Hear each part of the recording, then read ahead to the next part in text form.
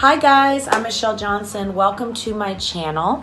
I'm a weight management and wellness expert here in the Washington, D.C. area, but I also serve people worldwide. I'm here today to talk to you about 10 things you can do to get back on track. During the pandemic, so many of us lost sight of our goals. We had to rewire, reset, and figure out how am I going to accomplish things now. Everything was different, it changed.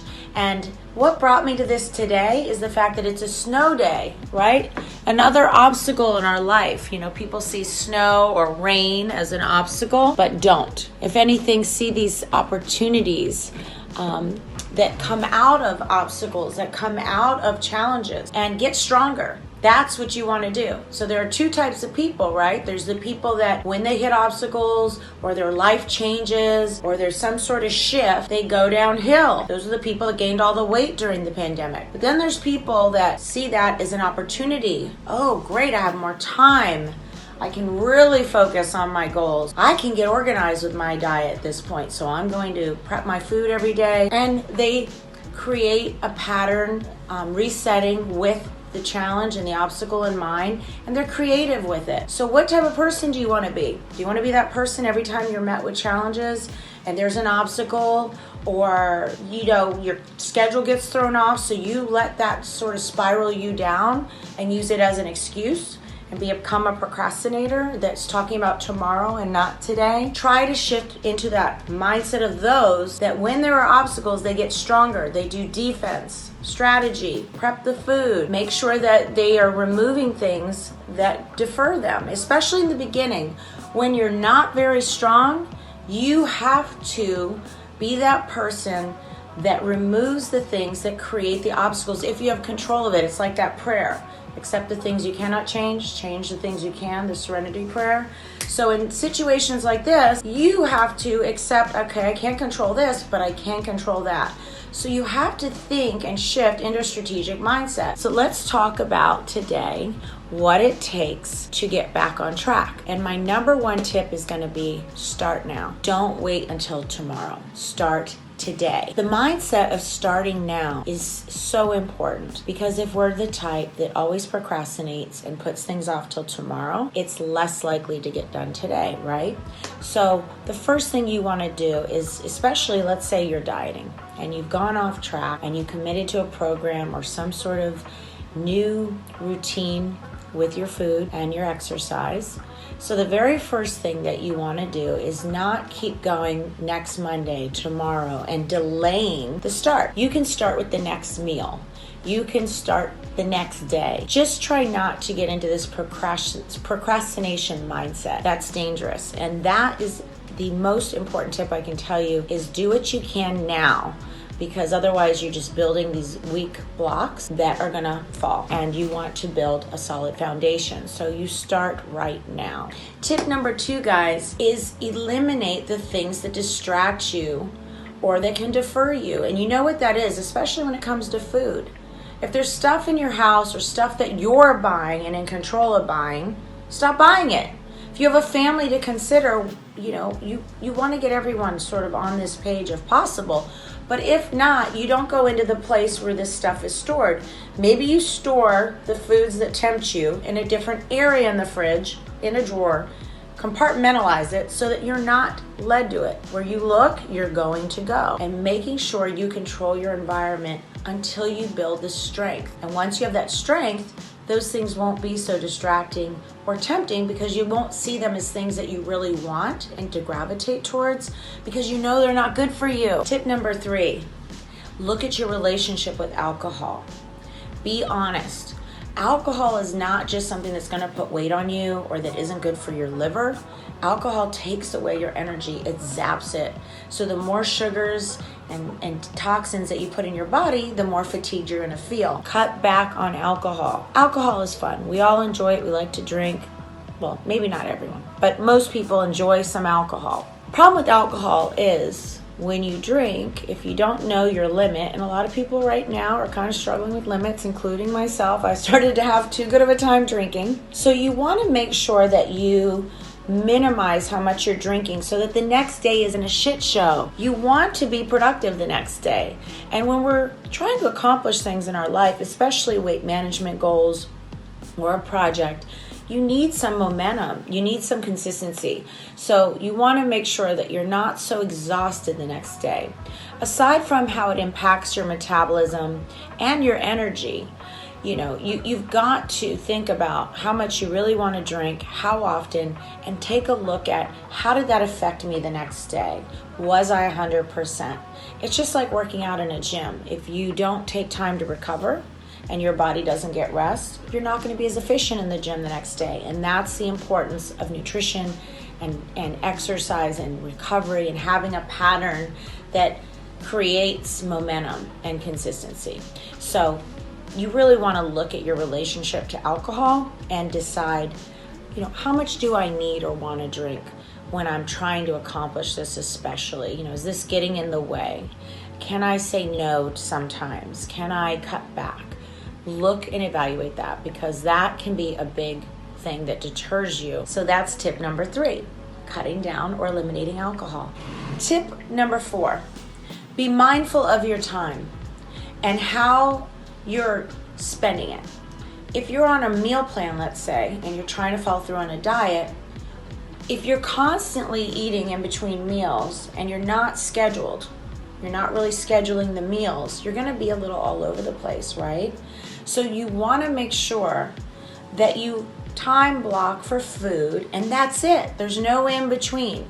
It's just like if you have a project that you're working on, you allocate a certain amount of time to that project, and in between, maybe you say break, but you know that from 1 to 4, you're going to time block to do work on that. And then you have your break, and you know that's your break. And then you're going to go back and time block some more or go on to another project. That's how people get through multiple projects at a time. So this does pertain as well to weight management and your personal well-being.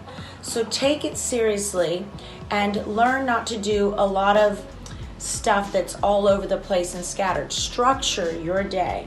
Very important that if you're on a diet, that you're eating a minimum of 5 meals a day. That includes snacks. So it would be 5 opportunities to eat, but you're not grazing. You're not all over the place. This is how I approach everything in my life. Time blocking, trying to stay on schedule, and being careful about these people that are energy vampires that zap your time or get in your way. Yes, you're going to have to shorten conversations on the phone. You might not be able to do something that's spontaneous. But if you're trying to fulfill something and get back on track, you need to be diligent about staying on your schedule. So the number 4 tip is to make sure you follow through on your schedule and that you're consistent with that. Number 5, you must have a plan of action.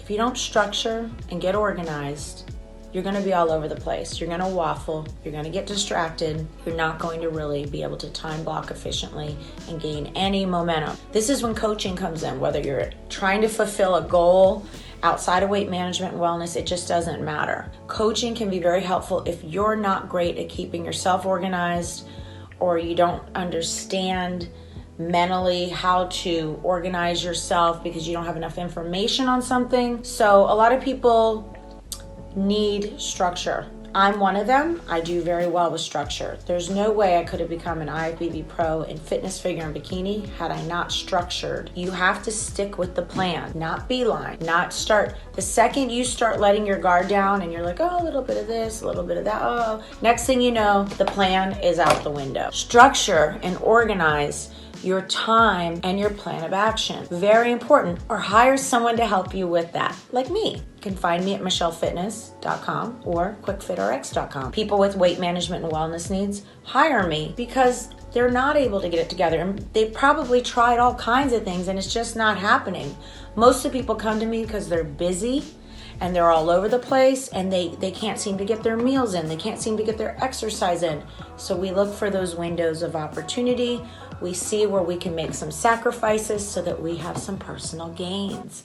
And yes, it means making some sacrifices. Tip number 6, the importance of nutrition. Guys, you want energy, you want to feel good, you want to accomplish things, you want to get back on track, you're going to have to eat better. What you put in your body every day is so important. You are what you eat. And if you don't have the right foods in there and you're doing all this stuff that evolves around, you're eating carbs, you're doing things like going to events and you're just eating the cake and you're just all over the place. Come on, we've all been there. Bottom line is you're gonna feel like crap. You're not gonna be 100%. The more that your body is polluted with things that do not serve it, the worse you're going to feel. Over time, you're deteriorating your health, your well-being. You gotta have those proteins in your body. Chicken, fish, turkey. If you're a vegan, vegetarian, do the vegetable proteins, but not the ones with high carbs. I'm not saying carbs are bad because I don't believe that, but eat the healthy carbs.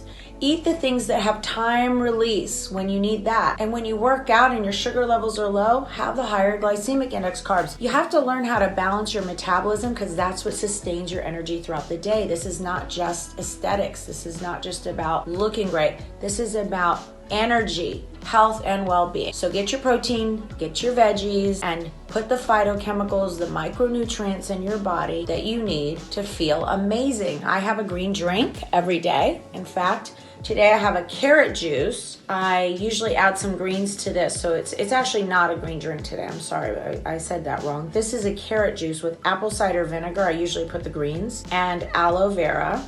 And then I will be adding greens to this because, to be honest, I forgot. But right now it's just carrot juice. Yes, have a green drink. Have something that balances your pH levels like apple cider vinegar. Aloe vera is great for digestion. Right in the morning, first thing, I'm drinking collagen coffee with some healthy fat, and I'm getting my greens and I'm getting my pH levels in a great place so that I feel great. And people have been saying lately, you're really glowing. You look like you have so much energy. Where do you get all this energy? Hello, at my age, I shouldn't have all this energy, right? But I do because I take good care of myself. So you have to eat correctly to support your performance throughout the day. And if you don't know how to do that, again, this is where coaching comes in. And you might have to hire someone at least to learn some of these unique ways of doing things that can optimize your health. Number 7, your mindset matters. So I want you to look at your mindset and think about when you have a setback, it's a great opportunity for what? A comeback! Oh yeah, I'm great at those. That is like where I excel and people know it. They're like, Michelle, man, she is so resilient. I wasn't always resilient. I learned over time through trial and error how to get back up. I just never quit. So because I'm so competitive with myself and hard on myself, I am the person that if I have a setback, I work really hard to get back up and then I end up further than I realize. So I've accomplished all these crazy things. Looking back now, I'm like, holy crap, nobody does all this. But yeah, you can make great comebacks. Don't shortchange yourself. Know that no matter what is going on in your life, you have some cleaning up to do. But you have to really want that. You have to really dig in deep and say, why am I holding myself back? Because you're the only person doing it. We always think life is getting the best of us, but when you learn how to meditate, because that's something I love to do, and that helps you really reset and get in a place so that you can make your comebacks. If you center and you start breathing in the morning and you get organized and you from there, get clear and you write down your game plan for the day, you're going to feel a lot of clarity and you're going to see exactly what you need to do to succeed. We know, okay, we all innately know, but the problem is we ignore ourselves and we're so subconsciously programmed that we need to come back to center and reprogram that subconscious and remind ourselves that we can get back on our feet. That even if we've had setbacks, that doesn't mean much. Just, okay, yesterday, 1 minute ago, I had a setback. This minute, I'm not. This minute, I'm on track. It's when you waste all those minutes and days. My grandmother always said to me that, the early bird catches the worm. She had sayings like that. She's all, don't do tomorrow what you can do today. Those things resonate with me, so I'm going to tell you the same. Don't do tomorrow what you can do today. Get up early and set the tone for your day. Start with 5 minutes of centering. Create your program, whether it's the night before or the next morning, for how you're going to run your show that day and that week. And you have your long-term and your short-term goals, and that's how you go. My next tip, this is number 8. If you know you're going somewhere that's going to weaken you, you feel a temptation. Sometimes there used to be this place I would go with the family, and it was pizza night. But every time I went there, I had to drink alcohol. And at one point, I wasn't supposed to drink any alcohol. But every time I went there, I was just triggered. I gotta drink alcohol. So just remember, our habits, our patterns trigger us. So when we're pull out a toothbrush, we know we need toothpaste. It's this kind of thing that we have to do step by step. Okay, I'm in the bathroom. It's bedtime. I know I need to. And all these triggers remind you of this is what I need to do. Then there's the triggers that send us into chaos and off track. So if we know it's a certain weakness of ours, if you were a cocaine addict or you were an alcoholic, that's why they say abstain. So the less that you're around it, the better it's going to be. So if you're going to a party and you know you're on a meal plan, what is your defense? How do you protect yourself against situations you're not going to be able to avoid? Alcohol is very difficult to avoid these days. Well, maybe you eat before you go to the party, or when you're at the party, you're like, okay, I know I don't want to drink, but I have to have something in my hand. It's like the smoker with the cigarette. Maybe they need to chew gum. They need some oral fixation. Well, for you, maybe it's just holding a soda water and lime, something like that. Be prepared before you meet the obstacle, knowing it's coming, and strategically plan. Get your defenses lined up. Think, how do I want to proceed so that I don't fall off my goal? If you don't do that before you go and you open the refrigerator knowing the ice cream is in there, you're going to gravitate and just do it, and then you go into justifications. So stop yourself from doing that just by planning ahead. Number 9, one of the things that you can do to strategize is prepare on a Sunday. Prepare your week on Sunday. Pick a day. If you don't want it to be Sunday, make it Monday. Every Sunday is a great time for people to prep food if they want to eat well throughout the week. You don't have to be on a diet or weight management program, but you want to be organized. So you prepare your food just to keep life simple. You have your salad in the fridge ready to go, your hard-boiled eggs. So you grab and go. This way you're not slowed down. It's going to save you time just to do something in bulk. How long does it really take to food prep? Not long at all. You just cook a bunch of chicken. You at least do your lunches and dinners, you freeze them, whatever. It's just like family meals. Maybe you're prepping your family meals for the week ahead. Grab and pull it out. It's ready to go. You warm it up. You want to think like that. Prepare. Pick your day. Sunday is preparation day, and you don't compromise your appointments with yourself on Sundays. If that's what you're doing, this is a commitment. This is like cleaning your house on a Sunday. Or maybe for you, it's, getting all your programs done for work like I do. Maybe on a Monday is when my programs start with my clients. I know Wednesday is a cutoff date. That way I can get them out by Friday, and I'm not spending my weekends doing programs. So setting a day and creating that commitment is important. You have to hold yourself accountable, though, to those commitments. If you're trying to proceed with a goal, tracking your progress, knowing your progress, being clear on your progress, that's what's important. So if you do get organized, part of that organization is also tracking your progress. How far are you getting? A lot of times I'll say write 1 to 2 chapters. Did I write 1 to 2 chapters? No, I wrote 1. So maybe Tuesday I'm writing 3. Don't give yourself an out. Don't start saying, okay, well, I didn't get organized or I didn't do this or that. No, just do it quickly. Get out of whatever you're doing. Go do it. You'll be glad you did. It's going to set the tone, and you're going to feel amazing when you get these things done, right? This one seems so odd, and I don't know. I don't know if you're going to really understand the depth of this right now until you experience it. If you really want to reset, you need to get still. You need to get quiet, especially if it's something you've set out to accomplish over and over and you're not doing it. So what is the secret? The secret for me has been the stillness. Sitting down, meditating, getting quiet. I know I mentioned this earlier in my video, but that time with me, that silence, those moments give me clarity. And in that silence, even though initially I could not meditate, I was just too hyperactive, always felt like I want to jump out of my skin. I know people say that, like, I just can't meditate. I don't like yoga. Listen, guys, you're the person that needs it.